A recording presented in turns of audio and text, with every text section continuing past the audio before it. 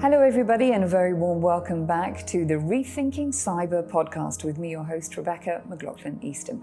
Today, the topic is how we can ensure that children globally can safely enjoy and benefit from the opportunities in cyberspace through a holistic approach which naturally involves cooperations between governments, companies and society. The Why Children Are Unsafe in Cyberspace report, developed by GCF and Boston Consulting Group, says that 93% of children aged between 8 and 17 are active on the internet, with more than 80% surfing the internet daily. And only 50% of children apparently feel safe online, with children in the Middle East and Latin America facing the greatest number of cyber threats.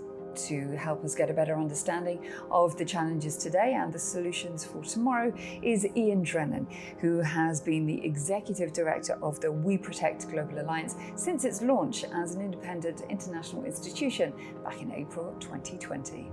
Previously, Iain led the UK Home Office's international response to child sexual abuse, and under his leadership, the UK was assessed top out of 60 countries in the EIU's Out of the Shadows Index.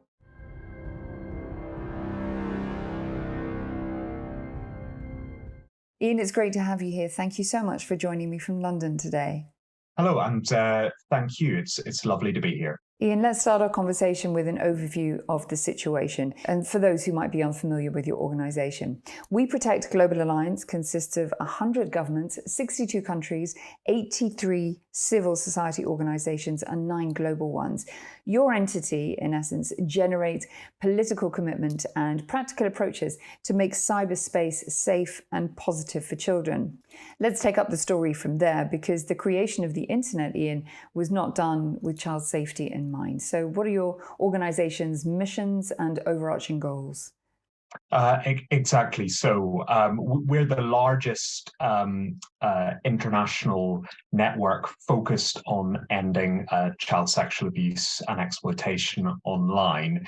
And we were founded with the principle that this is a global crime that crosses borders, that crosses sectors, and that therefore it requires a global solution. And that also no single entity, no matter how big a country they are or how wealthy a company they are, can resolve this issue single-handedly. We need to collaborate to do that. And so WeProtect Global Alliance brings together all the actors with the power to be able to make a difference to this incredibly important issue. Iain, define for me exactly what we're talking about. What is the current state of the problem, the overall picture of the situation today, and let's define the terms in which we're discussing, that being the different forms of exploitation and online abuse. This is one of the most urgent and defining issues of our generation, as more and more children are coming online and accessing all the benefits and opportunities of the internet. So I'm a father of two daughters, and particularly since we had the COVID lockdowns, they've been able to access so many wonderful resources. They've been able to access education online.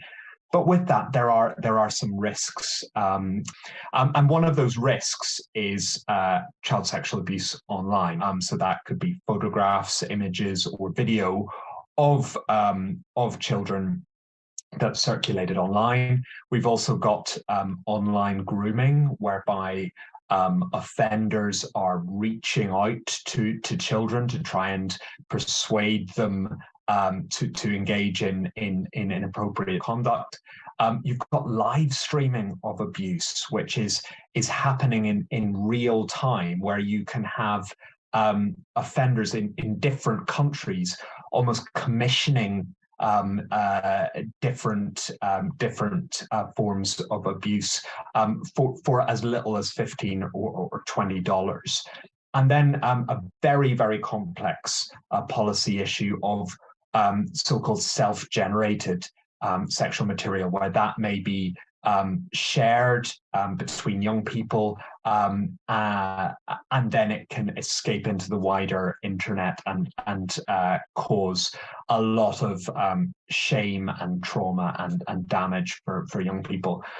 So we've got to continue to improve our understanding of the scale and nature of the problem. We've done a lot of work on that in WeProtect Global Alliance, but there's still a lot more to do. Technology is, of course, pivotal to the discussion, ever evolving, ever advancing. The benefits of this are clear, but perhaps not the risks, especially for children. Outline them for us, if you will. Absolutely. Well, I'll just give you a few statistics. So from 2019 to 2020, the US National Center for Missing and Exploited Children, who receive mandatory reports from any company that's headquartered in the USA, they registered a 100% increase in reports from the public of online sexual exploitation. In 2020, in just 1 month, there were 8.8 million attempts to retrieve child sexual abuse material tracked by the Internet Watch foundations by only 3 of their member organizations. So we're seeing increasing scale and complexity. And I think what we saw with COVID is a large number of people coming online, using the internet in different ways. The internet was, for many people, the only outlet to socialize, to engage.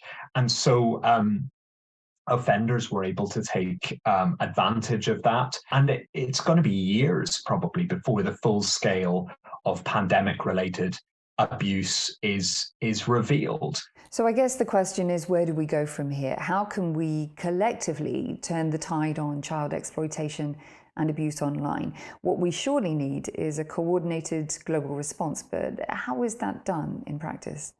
We are about emphasizing the positives as an organization, because yes, we're focusing on a terrible crime that has that creates terrible and long-lasting trauma, but there is hope, and there's a lot of positive developments that we can point to over the time that we've existed as an alliance.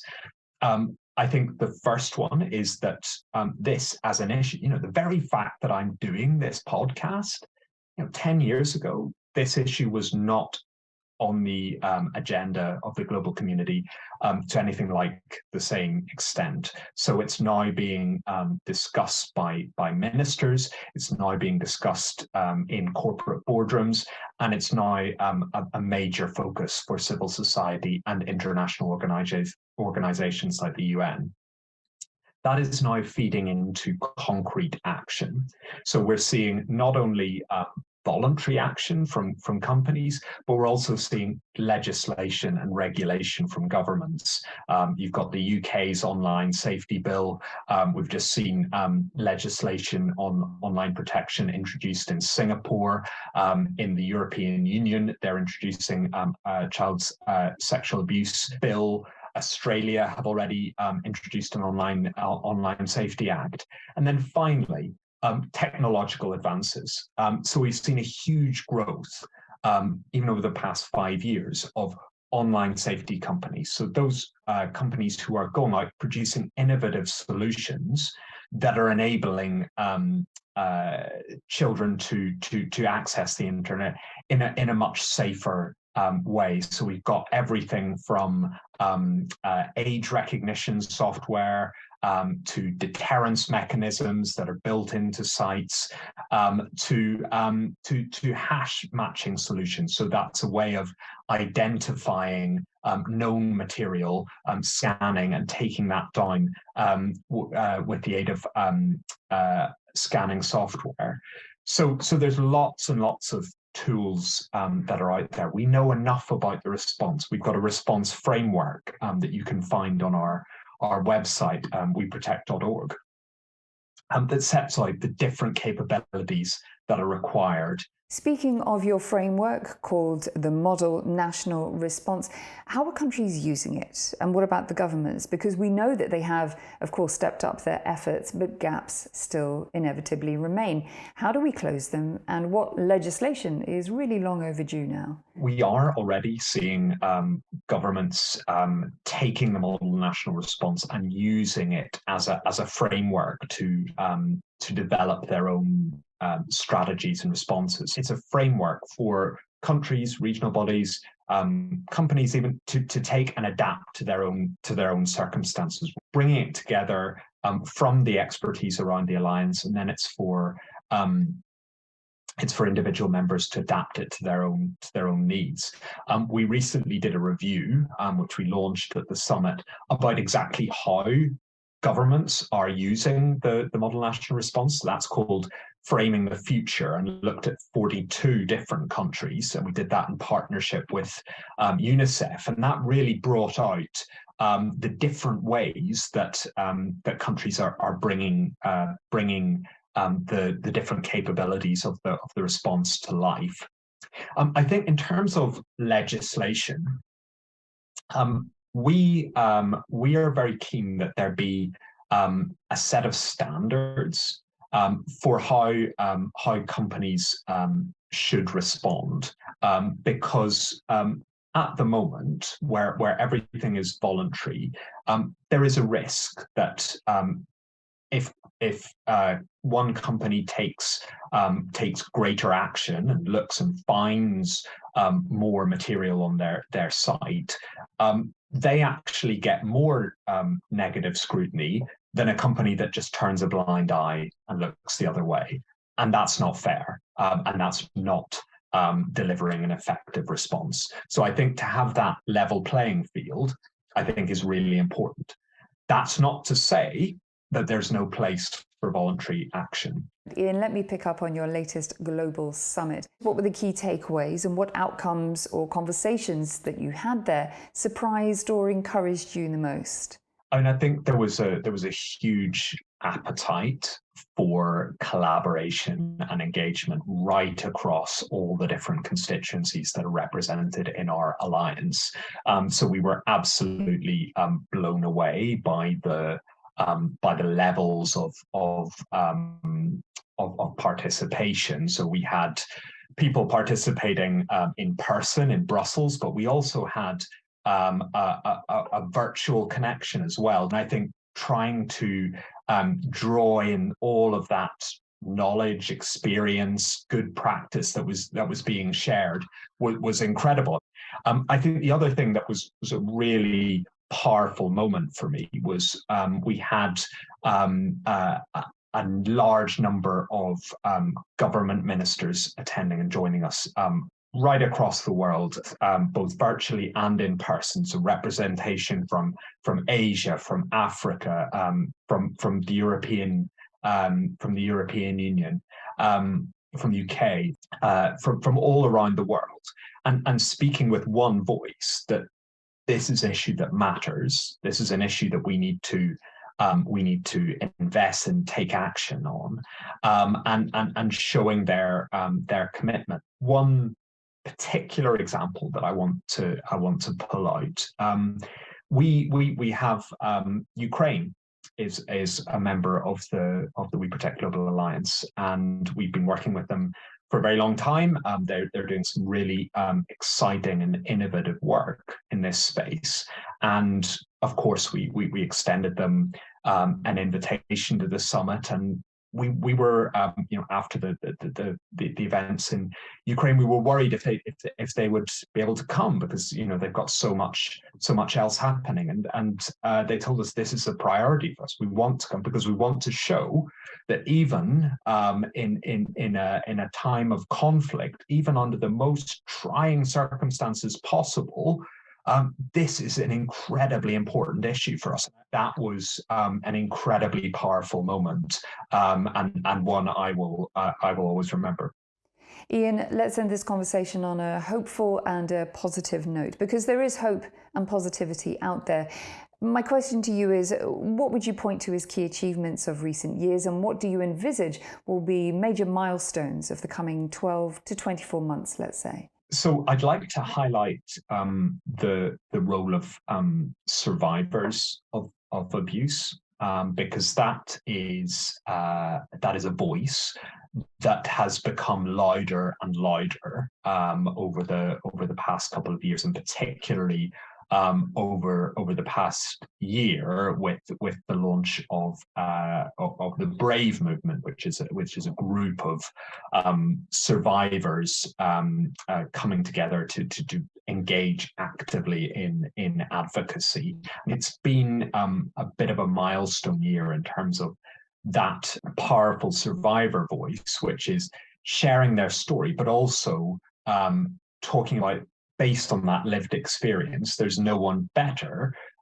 to be able to call for more action and necessary action and act as a force for change. It's receiving more attention and more funding, and that's about stopping the harm before it happens. I think if we're focusing too much on this is terrible material, it's out there, we need to identify it and take it down, that's important.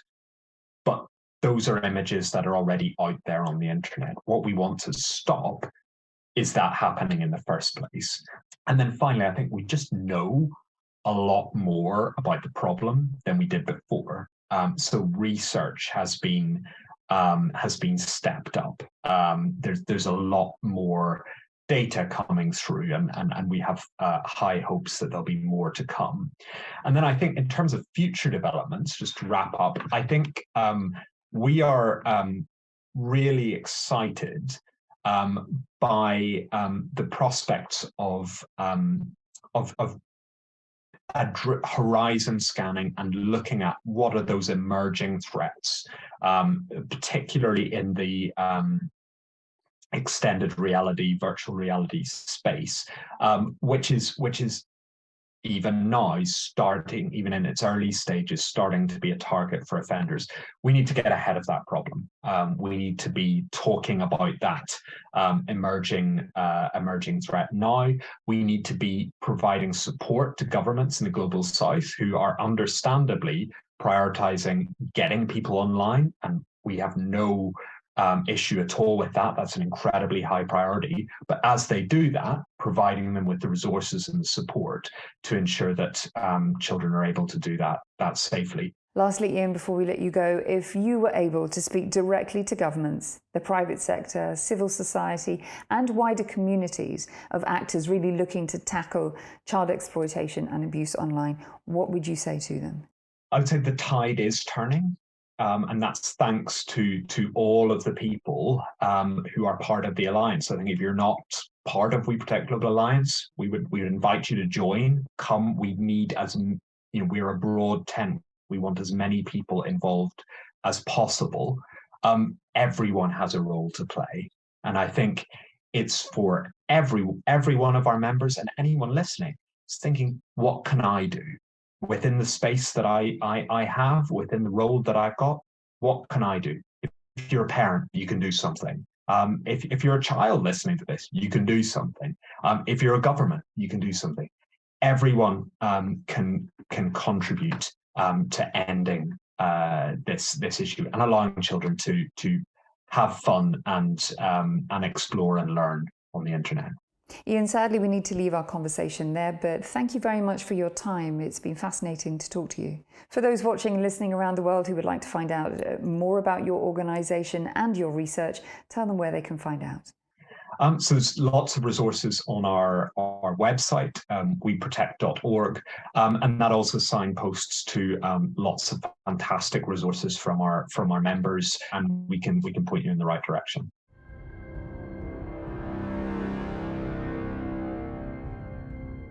My thanks again to Iain for joining me today, and thank you, of course, as always, to our listeners and our viewers from right around the world.